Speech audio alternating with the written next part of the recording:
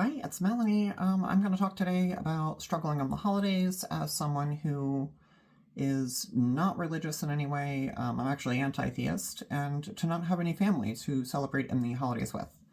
And how even, I guess, people who include me in their family holiday events can feel very selfish on my end, like I'm the selfish one. Because I really struggle around this time of year. Being raised in a Christian household, there's a lot of memories for me. So I guess I've spent more time on this video than any other by far. It's the 5th different day I've sat down to try and film this and get this out. So, thank you for being here. Please like and subscribe and comment if you would like. And if you are an anti-transer or MAGA, I extra want to hear from you, and welcome. Feel free, if I would love to extend another offer to anti-trans people, to hop on a Discord call with me and let's talk about why you think the things you do, go over your science and some other science, and just get a collaboration of ideas. Maybe we could work on getting each other in a ground where we can both exist in the same space. So I guess with that, the next video I'm going to do, I guess probably next week, is how sex is different for me now than like 2 years ago. And I guess some changes that trans women at least could expect. I can't speak for trans men. But yeah, I rate and intend all of these videos for 18 plus. This one's probably okay. The next one, please really, really have an adult there. It is an adult conversation. And if you're under the age of 18, the next one I put out is definitely to be seen with a guardian. So with that, I'm Melanie. I'm a transitioning lady. I'm not all the way there yet. There's great content from people who can be like, hey, I was at, point A. This is how I got to point B. Steps you can take. This is more just kind of like what I'm going through and the experience as a whole. I don't have a lot of money. My wife doesn't have a ton of money, and I'm still doing the thing. So hopefully some other people will not feel so alone, and they're not passing transitional phase. And feel not so scared to get outside and go live life. If you are a transitioning person who's early on, or someone thinking about transitioning, or a supporter of one of us, this is really geared toward you. So I guess I will talk about some quick good news before I actually get into the content of the video. 20 days or 19 days away from laser on my face, which I'm so fucking excited for. I have gotten to the point with the IPL treatments that I am now no longer wearing foundation. We're scratching in my face. Is it coming off? Ooh. So super exciting. I definitely recommend IPL to people. And the laser was $75 fucking dollars. $75 for my entire face. Like, definitely do it. The other piece of good news is that I'm getting my teeth done very soon. I'm just waiting on insurance to give the thumbs up, and I get my whole smile back. So I cannot properly display how happy and excited I am for that, but hopefully soon I will be able to. And I will give you guys a great, beautiful smile, and I'm very, very excited for that too. So with that, I'll go ahead and get into the video. So I had planned to do like a family history and how I got to the spot that I'm at with them. But I've struggled with getting very emotional, like mid-video. And also getting lost in a lot of details. So I'm going to do my best to follow like a script, since I have spent so much fucking time on this video, and I'm still very unsatisfied with probably what I'm going to put out. So please pardon me as I look down a lot, trying to save you time. So briefly, I was Christian growing up. We were Christians because of an incident that happened essentially early on. I think I was like 3 or something like that. My dad got really drunk, and he was a drunk at the time. I guess he's still a drunk, but there was a period in between where he wasn't. So he basically, like, they got into an argument. He kicked her really hard and kind of messed up her tailbone. She denied hospitalization, which would have led to charges for him, CPS getting involved, and all of that. That was put aside so that, I guess the deal they made was that he would become a Christian, he would go to church every week, and blah, blah, blah, blah, blah. And then all of it would stay the same. They wouldn't divorce, he wouldn't be charged with anything. So that's how our household became Christian. see. Let me scroll down a little bit. So it's very difficult for me to think back on and watch family videos of my dad actively making fun of my mom for like her weight or her drug abuse. There were some games he would play every year on the holidays, and this wasn't like exclusive for the holidays, but it was really like highlighted and amped up in the holiday. So he'd pull out the family video, you know, the little recorder that everyone has, and he'd like talk about how long it would take her to get out of bed. She had a lot of body image issues. She was very, you know, she was a big girl. Didn't used to be until she started getting beat on. But same with the drugs. She was not a drug addict until she got beat on. So I guess like the games were how long it would take her to pass out and how many times she would pass out during gift exchange, how long it took her to get out of bed, how bad she looked. These are all in family home videos year after year. The family tradition was to film it so we could laugh about it later. Can't imagine why she turned out the way she did, dude. So at 18, I was removed from the house with really no notice because I refused to go to church. I was in high school and working 60 plus hours a week at a manual labor job at a medical supply warehouse center. And I worked on the shipping floor, so I was doing a lot of lifting, and my build is not much different then than now. So I didn't know my rates at the time. I had to leave with whatever I could fit in my car that would give me enough room to still sleep. And then a year later, I was training in the Marine Corps, and I get a call that he is divorcing my mom for someone too young to be my mom, and that he met her on a safari. He denies cheating on her, but again, actually his answer was that was none of my business. And I'm like, dude, okay, well, if you're divorcing her, that's very much my business. That's my fucking business, not your wife, still my mom. And granted, my mom and I don't talk a lot, but I don't necessarily blame her for how she turned out. Again, I think there's a lot of reasons why she went on a downward spiral. I think he had a lot to do with it.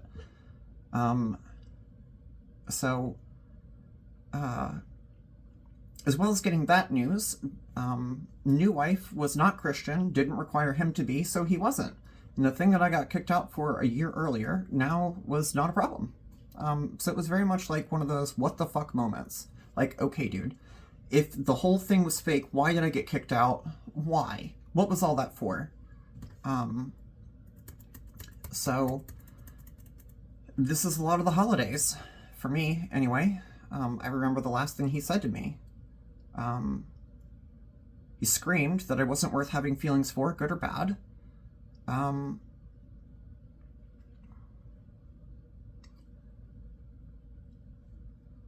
It's rough.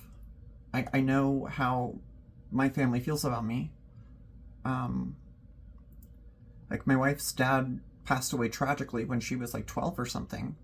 And not to say that I'm like jealous of her situation, but her dad loved her. The last thing that she ever remembers him saying was that he loved her and he was proud of her.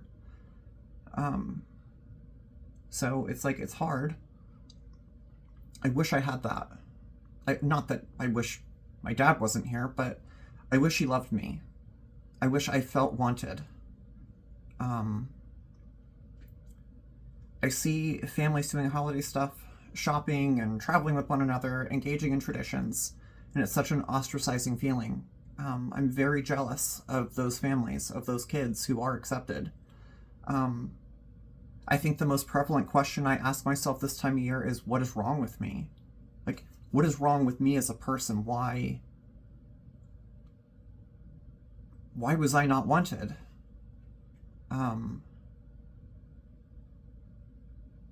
Why did he keep me if he didn't want me? I would have been better off in another household, probably. There are definitely people who had a lot worse than me, for sure. I dealt with the physical beatings growing up myself, and it is what it is. I'm not going to get lost in details here. I'm going to stay on track. But that's what these family-centered holidays are like for me. I remember those events.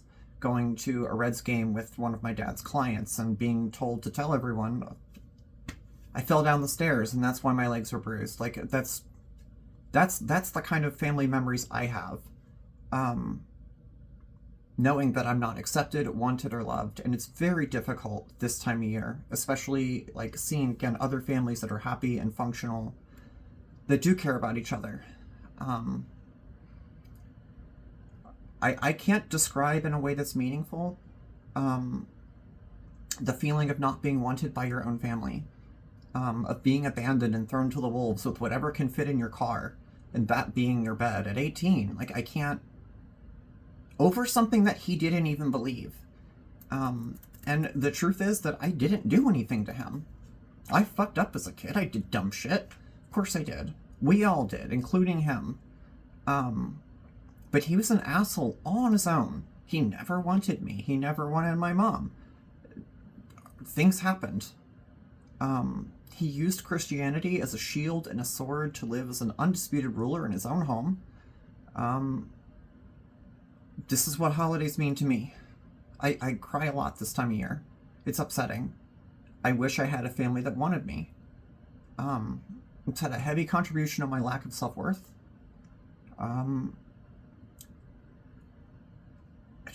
I guess to other people who are trans or not trans, who aren't wanted by your family, that you're worth loving. You have value. Your life is as meaningful as you decide it to be. Don't let the people that hate you for no reason decide that for you. It's a lot easier said than done.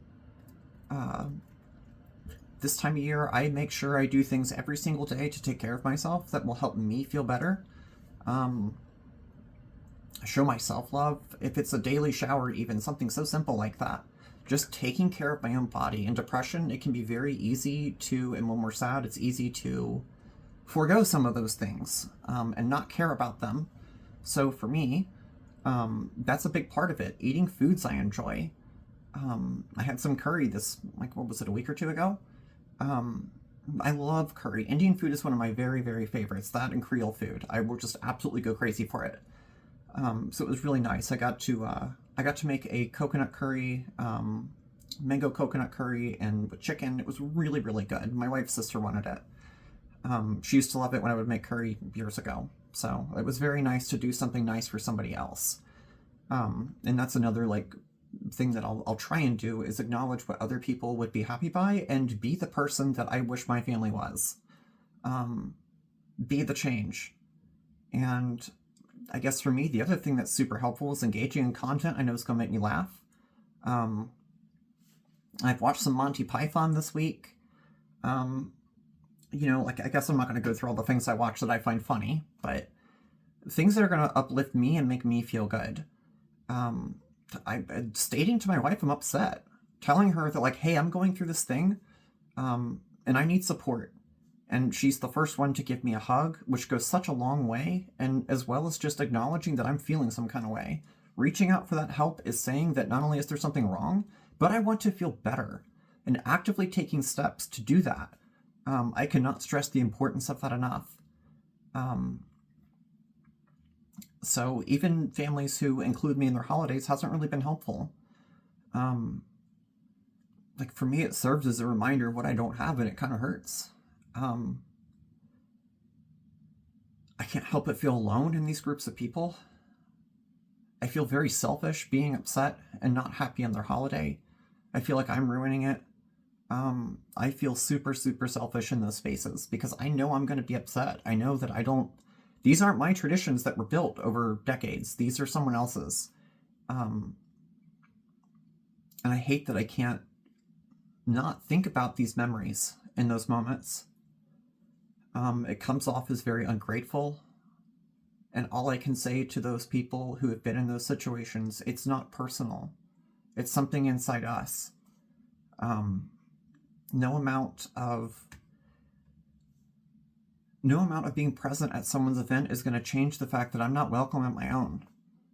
And that's why I'm there in the first place.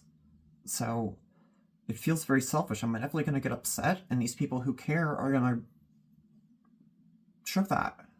And their holiday about their family ends up becoming about how sad I am and how I don't fit in.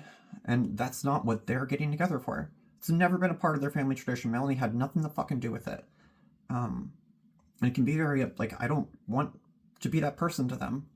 I don't want to be the one that's oh, okay, well, if we invite Melanie, it's going to fucking be all about her this holiday, and that's not the goal. So for me personally, I'd rather just not go. It's not that I'm saying fuck you to them. I just literally don't want to upset people. They should be entitled to fucking celebrate their holiday however they want to.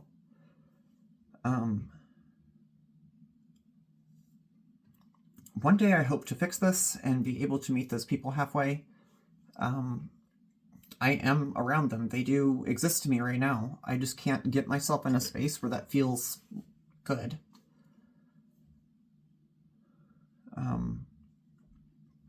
I can't get to a place where I'm not swarmed with bad memories, feeling out of place. And I have nothing to celebrate. I'm an anti-theist with no family. So, nothing really going on. I don't see anything special about the 25th of December. It just doesn't mean anything to me. I think about untold millions who have suffered at the hands of religious people. Some still do. We're still having issues in Gaza, for example. And I can't help but feel sad for them. That's all over religion. And that's kind of what,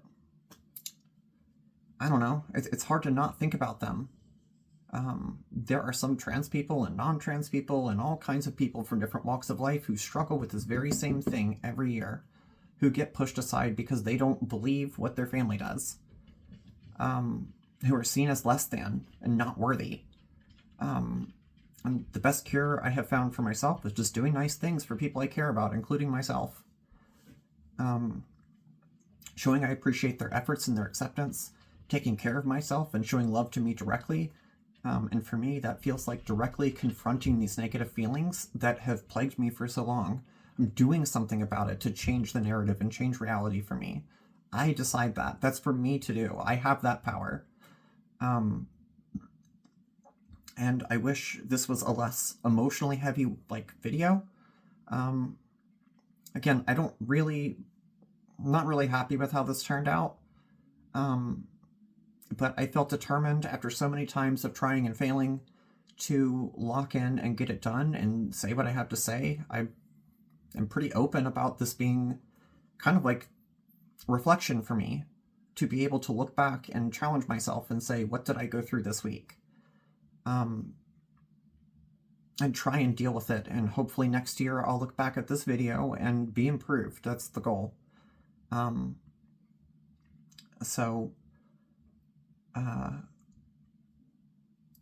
I guess my point to this video is to love yourself as you are, and don't make any fucking apologies, exceptions, concessions for people.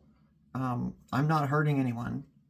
I'm not hurting anyone. No one's paying for my makeup. I'm responsible for getting a laser. Not anyone else.